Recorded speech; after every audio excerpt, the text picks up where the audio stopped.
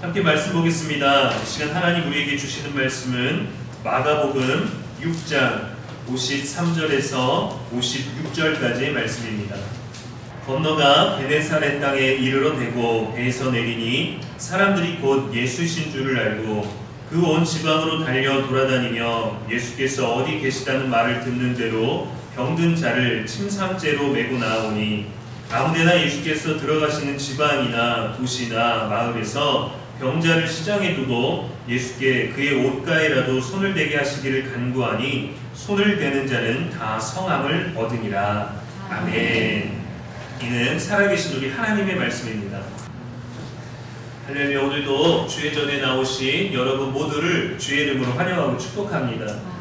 이 시간 예수님의 능력을 제한하는 시대라는 제목으로 말씀 전하겠습니다.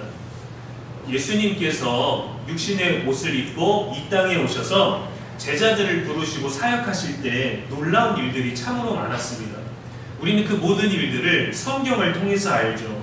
성경에 있는 것들을 간접적으로 알고는 있지만 직접적으로 우리들의 일상 가운데서 경험하고 고백하는 것들은 많지 않을 것입니다. 기적의 이야기들, 또 감동적인 이야기들, 악한 자들에 대한 거침없는 지적과 또 약한 자들과 그의 영혼들을 불쌍히 여기시는 인류의 충만한 모습들을 보면서 나에게도 그렇게 역사해 주시기를, 우리에게도 그렇게 역사해 주시기를 바라는 기대와 소망들이 우리 안에 있습니다. 말씀은 그렇게 우리들의 삶의 방향과 기대와 소망과 또 찔림, 많은 것들을 주죠. 마가복음 6장에서만 봐도 회당에서 놀랍고 권위 있는 가르침을 주셨고 오병이어의 기적을 행하셨으며 물 위를 걸으신 사건들이 계속해서 아주 적극적으로 진행되고 있습니다.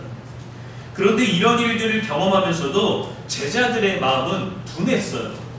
예수님을 글로 배우는 우리도 예수님을 생각만 해도 이렇게 기쁘고 설레고 기대가 되는데 예수님의 기적을 그 곁에서 바라봤던 그 가르침을 육성으로 옆에서 들었던 제자들은 마음이 둔해졌습니다. 떡 5개와 물고기 2마리를 가지고 남자만 5,000명이 되는 인원을 먹이셨는데 모두 배불리 먹고 남은 것이 12바구니나 되었습니다.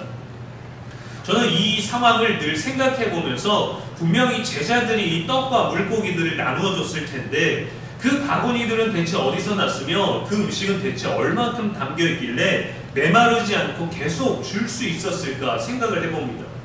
차라리 예수님께서 모든 자들을 땅 아래 앉아있고 기도하는 마음으로 무릎 꿇고 눈을 감고 가만히 있으면 배가 부를 것이다 라고 해서 짠! 했더니 배가 불렀다 라는 게 차라리 오히려 좀 더 신비적이고 예수님이 하실 수 있는 것이지 않을까 생각을 하는데 어떻게 나눠줬을까요? 12바구니가 남았다는 건 12바구니가 빈 바구니가 아니라 거기에 가득 차 있다는 거죠. 분명히 시작은 어린아이의 도시락 하나였습니다. 그런데 바구니는 어떻게 모을 수 있었겠죠? 그런데 거기에 담겨진 음식은 어떻게 됐을까? 지금 우리가 디지털 컴퓨터를 하는 시대에는 컨트롤 C, 컨트롤 V를 하면 복사하기, 붙이기, 복사하기, 붙이기, 복사하기, 붙이기를 할 수 있습니다. 근데 음식은 그렇게 되지 않죠. 여러분 가족을 위해서 밥을 풀 때 가족의 인원수만큼 공기를 준비하고 거기에다 밥을 적당량을 담고 숟가락과 젓가락을 다 준비해야 우리가 다 같이 밥을 먹을 수 있습니다. 밥 한 공기를 탁탁 주먹에다 놓고 자 이제 믿음으로 밥을 먹겠습니다 하면 아무도 배부를 수 없어요. 그런 거랑 똑같이 예수님께서도 이 오병이어의 기적을 산에서 이루셨습니다. 50명씩 100명씩 무리를 지어 바닥에 앉게 하셨고 제자들에게 나누어 주라고 하셨어요. 모두 배불리 먹었습니다. 그렇다면 여러분 이 바구니에서 물고기랑 떡을 꺼낼 때 물고기의 어떤 몸의 부위를 떼어줄 때마다 구운 생선이었겠죠. 부위를 떼어줄 때마다 떼어주고 나면 그 부위가 다시 채워져 있었을까요? 제자들은 그걸 볼 수 있지 않았을까요? 마술 상자처럼 손만 집어넣을 수 있는 게 아니라 그 음식을 보면서 나눠주지 않았을까요? 아니면 바구니에서 한 마리를 꺼내줄 때마다 그 한 마리가 또 생겨났을까요? 여러분은 이런 생각을 안 해보셨나요? 저는 너무 궁금합니다. 내가 예수님 곁에 있을 때 제가 예수님 곁에서 야 범기야 이것 좀 나눠줘라 했는데 아니 이거를 빈 바구니를 어떻게 나눠줍니까? 했는데 일단 나눠줘봐 라고 해서 순종하는 마음으로 나눠줬는데 희한하다. 물고기가 없었는데 계속 나오네. 이 일을 경험한다면 우리가 과거로 증명하는 시대를 살고 있는 우리가 이것을 어떻게 설명할 수 있을까요? 어떤 물리로 우리가 말할 수 있을까요?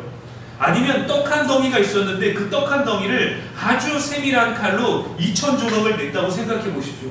거기에 2000조각을 냈다면 쌀 한 톨보다 작은 크기가 되었을 겁니다. 그럼 그거를 혓바닥에서 녹듯이 대고 났는데 다 배불러졌더라? 이게 오히려 우리가 납득할 수 있는 이야기일까요? 어떻게 됐는지 배에서 불어가지고 그것이 배가 찼는지 알 수 없지만 증명할 수 없는 기적과 같은 놀라운 일들이 이렇게 많이 일어났다는 겁니다. 제자들은 그걸 직접 나눠줬을 텐데 자기 손으로 이 기적을 직접 경험하면서 어떻게 이런 일이 일어나고 있는지 그들은 느끼지 않았을까요? 놀라움을 금치 못했을 것입니다. 바구니가 12바구니가 남아있는 것을 보고 더욱더 놀랐을 것입니다. 왜냐하면 시작은 어린아이 도시락 하나였거든요. 이 오병이어 사건이 있은 다음에 배를 타고 갈릴리 바다를 건너갔어요. 바람이 불었습니다. 제자들이 열심히 노를 저었어요. 그때 바다에서 물 위에 서 있는 유령 하나를 발견하게 되었습니다. 예수님이셨어요. 제자들이 또 놀랐습니다. 예수님인 것도 놀랬고 그 물 위를 걷는 존재가 있다라는 것 때문에 놀랐어요. 근데 지금은 예수님을 보고 나서 기적을 베푸신 예수님을 만나고 물 위를 걸으신 예수님을 만나고 났을 때 예수님은 참 놀랍고 대단하시다. 대체 어떤 분이실까라는 그런 접근을 하게 되지 않을까요? 근데 제자들은 무서워했습니다. 무서웠어요. 예수님이 하신 일에 대해서도 둔하여졌고 예수님이 대체 어떤 분이실까에 대해서도 무서워졌습니다. 경외하는 마음이 아니라 무서움이 생겨서 예수님께서 제자들에게 말씀하실 때 두려워 말라, 내니 두려워 말라 라고 하셨습니다. 그리고 제자들을 성경은 이렇게 표현합니다. 52절 말씀에 보면 이는 그들이 그 떡 떼시던 이를 깨닫지 못하고 도리어 그 마음이 둔하여졌음이로라. 여기 두 가지 반응이 있죠. 깨닫지 못한 것과 마음이 둔하여진 두 가지 반응이 있습니다. 그러니까 떡을 떼시던 그 일을 깨닫지 못했다는 것을 원어의 의미로 해석해보면 예수님께서 기적을 베푸셨지만 그 놀라운 사건 자체가 아니라 기적을 행하실 수 있는 신적인 예수님의 능력에 대해서 전혀 생각하고 있지 않다라는 것입니다. 마음이 둔하여졌다는 것은 하나님의 뜻을 깨닫지 못하고 있는 강팍한 상태예요. 예수님이 이 기적을 왜 베풀고 계실까? 배고픈 제자들은 집에 보내고 싶었습니다. 근데 예수님은 그들을 먹이고 싶으셨어요. 제자들은 걱정했습니다. 줄 게 아무것도 없습니다. 예수님은 말씀하셨습니다. 너희가 가진 것은 무엇이냐? 그래도 제자들은 걱정이 됐습니다. 그런데 예수님께서는 감사 기도를 드리셨어요. 어린아이의 도시락을 들고 감사 기도를 드리셨습니다. 이렇게 둔하여져 있는 예수님의 제자들의 상태에 해당하는 헬라어가 뭐냐면요, 페포로메네라는 단어인데 돌을 뜻하는 단어예요. 돌. 그러니까 그들의 마음이 둔하여졌다는 건 그 어떤 것도 받아들이고 이해할 수 없는 완악하고 완고한 돌의 상태가 되었다는 것이죠.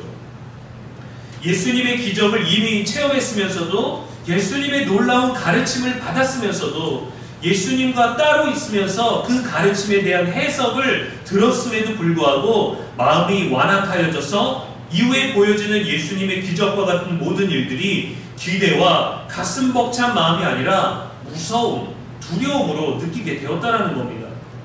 우리는 이러한 제자들을 이해할 수 없습니다. 왜 예수님 곁에서 그들은 감동받지 못했을까? 왜 예수님을 하나님의 아들로 섬기지 못했을까? 왜 예수님이 모든 일들을 행하실 수 있다는 것을 왜 그들은 깨닫지 못하고 있을까? 54절에 보면 배에서 내리니 사람들이 곧 예수신 줄 알았다고 했습니다. 그러니까 여기 사용된 알다라는 단어는요, 갈릴리 사람이 배 타고 건너왔나 보다 라고 아는 일반적인 알이 아니라 저분은 온 갈릴리에서 이러한 놀라운 가르침과 이적과 권위 있는 교육으로 말미암아 하나님의 아들이라 불리는데 진짜 그런 분이실 수도 있어. 병든 자를 고치셨대. 누가 나았대. 누구네 집 누가 귀신을 쫓아냈대. 철저하게 알고 있는 것을 말하거든요. 그만큼 예수님이 유명해지시기도 했죠. 갈릴리 사람들에게 이미 예수님은 능력자이셨습니다. 하나님의 아들 메시아로 온전히 이해하지는 못했겠지만 그들에게 필요한 것을 베풀어 주시고 그들에게 사랑을 말씀하여 주시고 내가 아니라도 다른 누군가를 위하여서 관심 가질 만한 놀라울 일을 행하시는 대단한 사람이라는 것을 확실히 알고 있었어요. 제자들보다 더 많이 알고 있는 것 같습니다. 55절에 보니까 예수께서 어디 계시다는 말을 듣는 대로 병자를 침상째로 메고 나왔다라고 되어 있습니다. 우리는 일반적으로 누군가가 아프면 아픈 환자를 데리고 병원을 가죠. 그런 거랑 똑같습니다. 어떠한 예수님이 저기 계시다라는 얘기만 들으면 아픈 자를 침상째로 메고 나왔습니다. 고침받을 수 있다라는 것을 알고 있다는 거죠. 누군가는 고침받았는데 우리도 나도 고침받을 수 있겠구나라는 그 가능성을 가지고 있기 때문에 침상째로 메고 나왔습니다. 우리 집에 좀 와주십시오라는 요청이 아니에요. 내가 가면 낫게 해주실 거야. 예수님께서 어디를 가시든지 그의 옷가에라도 손을 대기를 간구했습니다. 56절 말씀 마지막에 뭐라고 되어 있냐면 손을 대는 자는 다 성함을 얻으니라 라고 되어 있어요. 여러분, 손을 대는 자는 다 성함을 얻으니라. 예수님이 수술을 하신 게 아닙니다. 고쳐주신 게 아니에요. 의사를 불러다가 치료하신 게 아닙니다. 손을 대는 자는 다 성함을 얻으니라. 기대를 가지고 소망을 가지고 희망을 가지고 간절한 마음을 가지고 예수님께 나온 사람들, 예수님의 옷자락이라도 만지면 나을 수 있을 거야 라는 간절함으로 손을 대면 나았습니다. 여러분, 근데 누가 나았습니까? 다 나았습니다. 전부 다 나았어요.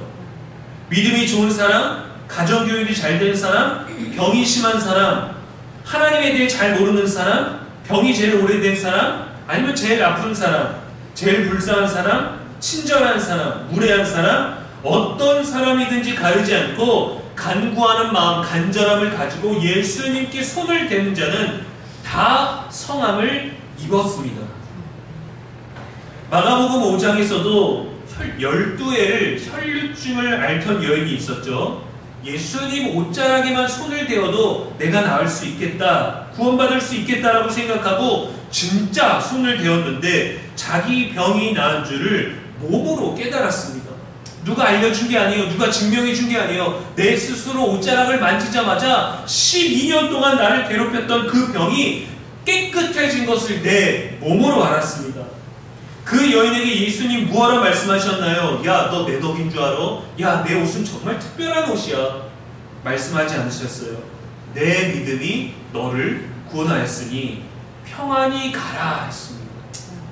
이 모든 것들은 예수님께서 이루어주신 것이지만 그 간절함을 가지고 행한 사람이 얻어간 것이니까 평안히 가라고 말씀해 주신 거예요. 예수님께는 모든 사람을 다 성하게 할 수 있는 능력이 있으십니다. 그분께 나아가면, 그분을 만지면, 그분의 이름을 부르면 다 성함을 얻고 평안히 갈 수 있다는 거예요. 평안히 가지 못하는 것, 평안을 누리지 못한다는 건 뭡니까? 예수님께 나아가지 않았다는 거죠.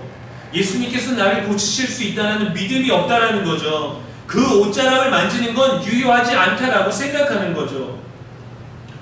예수님께는 무엇이든지 우리를 위한, 우리가 구하고 바라는 모든 일들에 대해서 이루실 능력을 품고 계십니다. 이미 방법과 모든 해결책을 가지고 계셔요. 여인은 부정한 병을 가지고도 사람들 사이에서 용기를 내서 믿음대로 그분의 옷자락을 만졌습니다. 오늘 본문에서도 예수님이 어디 계시다라는 소식을 듣는 대로 아픈 사람을 침상째로 들고 나왔어요. 쩔뚝거리면서 왔든지 피를 토하면서 왔든지 누군가에게 업혀왔든지 환자들을 한꺼번에 수레에 끌고 왔든지 다 성함을 얻었습니다. 다, 전부 다. 예수님은 이런 분이십니다. 하나님의 아들은 이런 능력을 가지신 분이에요. 부분적으로 역사하지 아니하시고 몇 명에게만 역사하지 아니하시고 믿는 모든 자들에게 온전히 역사하시는 분이십니다. 그런데 여러분, 지금 시대는 어떤가요? 예수님은 이런 분이라는 것을 알고 능력이 있으시다는 것을 믿으며 우리가 신앙생활을 하고 있지만 그분의 능력을 마음껏 누리고 계십니까? 하나님의 말씀을 단순히 좋은 가르침처럼 느끼는 사람들이 많아요. 좋은 얘기 듣는 시간, 마음의 찔림으로 돌아서는 시간, 마음의 가르침을 주는 시간, 정말 내 삶을 변화시키고 내 영혼의 무거운 짐과 내 삶의 고민과 아픈 상처와 죄의 문제를 해결해 주실 수 있는 능력을 가지신 분이라고 믿고는 있는데, 실제로 그분이 나에게도 그렇게 하실 수 있는지, 지금도 그렇게 하실 수 있는지에 대해서는 확신이 없는 시대인 것 같습니다. 화면으로 너무도 많은 하나님의 말씀을 접하기 때문이죠. 휴대할 수 있는 많은 것들로 거룩한 시간을 거룩하지 않게 보내기 때문이죠. 성경의 중풍병자는 고침을 받았지만 나는 안 되겠지. 문둥병이라는 것도 깨끗하게 나았지만 우리 가족의 병은 아니겠지. 악한 귀신을 쫓아내 주셨지만 우리는 아니겠지. 수적 열쇠에도 우리가 질 것 같지만 완전히 승리했던 모든 성경의 역사를 알면서도 지금은 아니겠지. 지금도 가능할까? 성경의 이야기는 믿어지는데 지금 우리 시대의 이 성경의 일들이 적용되지 않을 거란 잠정적인 결론이 우리 현실적인 신앙에 자리 잡아 있는 건 아닐까요? 그저 마음의 안식을 얻고 도덕적이고 인격적인 나를 위해 이 자리에 오셨습니까? 종교 하나라도 갖는 것이 없는 것보다 나으니까 하나라도 믿어보자라는 마음으로 이 자리에 계십니까? 말씀을 듣는 것이 잘 정교하게 준비된 독서 모임에서 우수회원 하나가 읽어주는 글 하나 듣는 것 아닙니까? 정말 살아계신 하나님의 말씀으로 듣고 행하시나요? 홍해를 가르시고 만나를 내리시고 불기둥과 구름기둥으로 인도하시고 쓴물을 마실 물이 되게 하시며 원하시면 불덩이 재앙을 내었어도 홍수를 일으켜서라도 악한 길을 막으시고 의로운 자들을 위해 천사를 수종들게 하시며 병든 것과 약한 것을 고치시고 영원에 이르는 영원한 평안과 기쁨과 가르침으로 우리에게 소망을 주시는 하나님의 기적, 이 일이 지금 우리에게도 일어날 수 있다고 믿으십니까?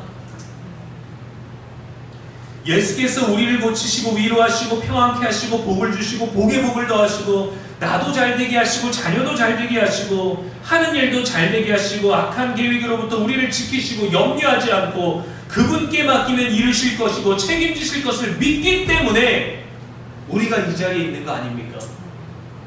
성경에 있었던 2000년 전의 모든 일들이 3500년 전에 모든 구약의 역사까지도 우리에게 있을 것을 믿기 때문에 우리가 이 자리에서 아멘하는 것 아닙니까? 그분의 말씀이라면 나의 뜻이라도 내려놓고 선한 길로 인도받으며 나를 치시면 회개하고 주님 말씀하시면 돌이켜서 다시금 하나님 앞에 바로 서는 인생을 결단했기 때문에 이 자리에 있는 것 아닙니까? 그런 우리가, 그런 이 시대가 이런 예수님을 믿고 따르면서도 내게는 아무런 일도 일어나지 않을 것이고 내게는 모든 것을 다 성하게 하지 못할 거라고 제안하고 있지는 않습니까?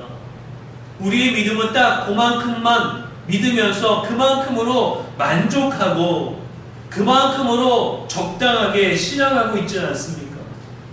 너무도 많은 설교를 들어서 너무도 좋은 설교가 많지만 그 모든 말씀을 행하기에는 너무도 벅차고 좋은 말씀이 너무 많아서 하나님이 역사하실 곳이 너무 많아서 너무 바쁘셔서 나한테까지는 다른 이들은 간증을 그렇게 많이 하는데 다른 이들은 그렇게 많은 역사를 경험하고 말하는데 나에게까지 오기에는 더디 오실 것 같으니 그저 지금처럼 평범하게 잘 믿고 열심히 살아야겠다는 교양 있는 사람처럼 우리의 믿음과 구원이 머물러 있지 않습니까?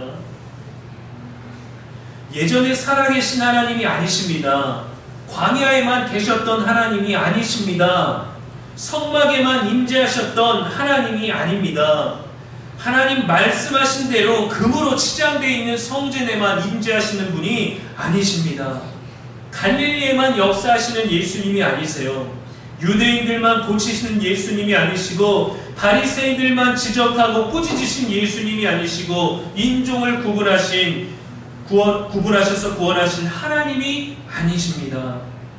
믿는 자마다 영생을 얻게 하신 하나님이세요. 믿는 자마다 구원을 얻을 수 있는 예수님이세요. 오늘 본문에서처럼 다 성함을 얻었습니다.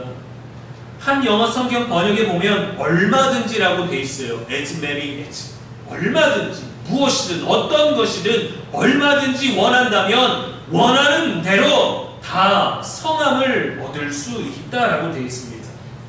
무엇을 원하든지 얼만큼 원하든지 믿음대로 된다는 거죠. 예수님만 믿으면. 그런데 우리의 믿음은 이미 얼마든지가 아니라 이만큼으로 제한하고 있는 시대를 살아가지 않나요? 우리 인류의 인생이 편해지면 편해질수록 영성과 감성은 나태해지기 마련입니다.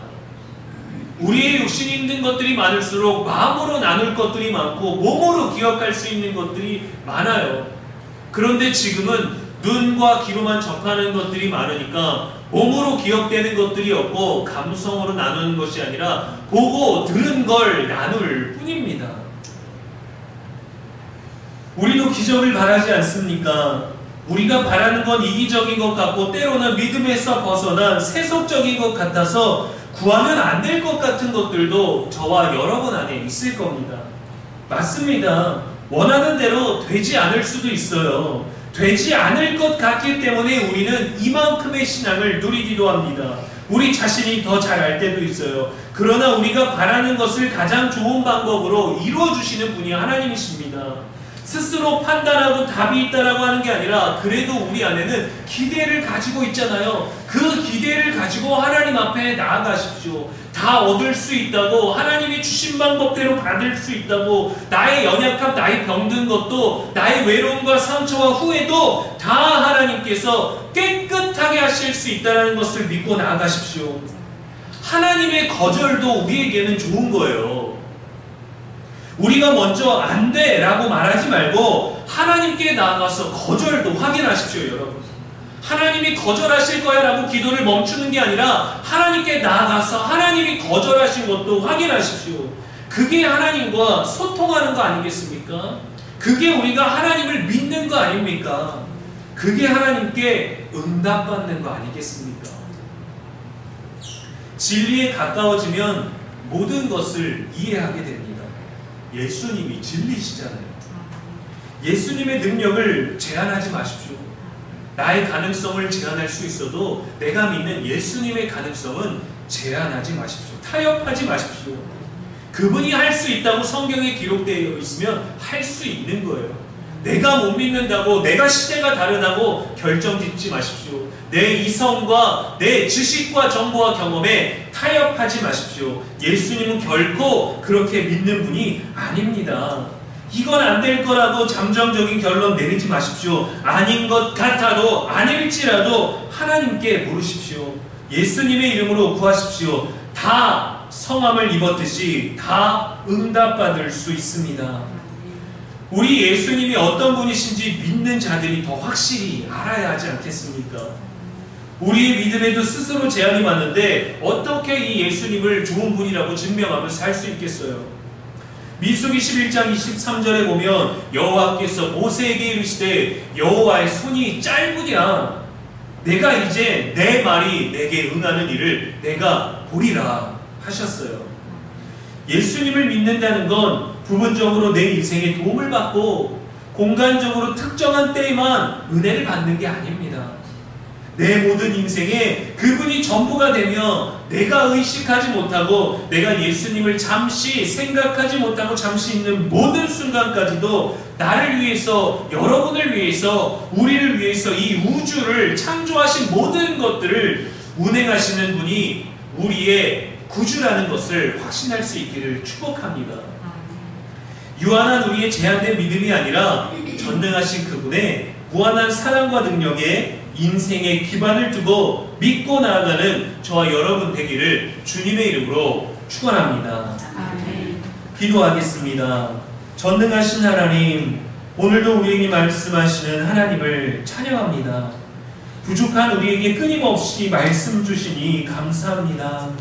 깨닫지 못하고 마음이 둔하여졌는데도 늘 생명의 말씀으로 늘 믿으라고 우리들에게 모든 인생의 기회를 주시는 하나님 감사합니다.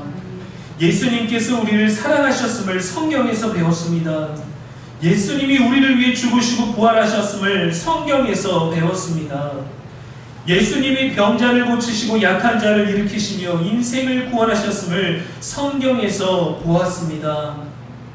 그 많은 이적들과 흔적들을 보면서도 내게는 일어나지 않을 거라는 깨닫지 못한 믿음과 마음이 둔하여진 우리를 봅니다. 말씀을 보고 말씀에서 배우고 말씀을 믿는다고 하면서 내 삶과는 동떨어져 있는 경계가 있는 것 같은, 함께 어울릴 수 없는 것 같은 그런 연약한 우리를 불쌍히 여겨 주시옵소서.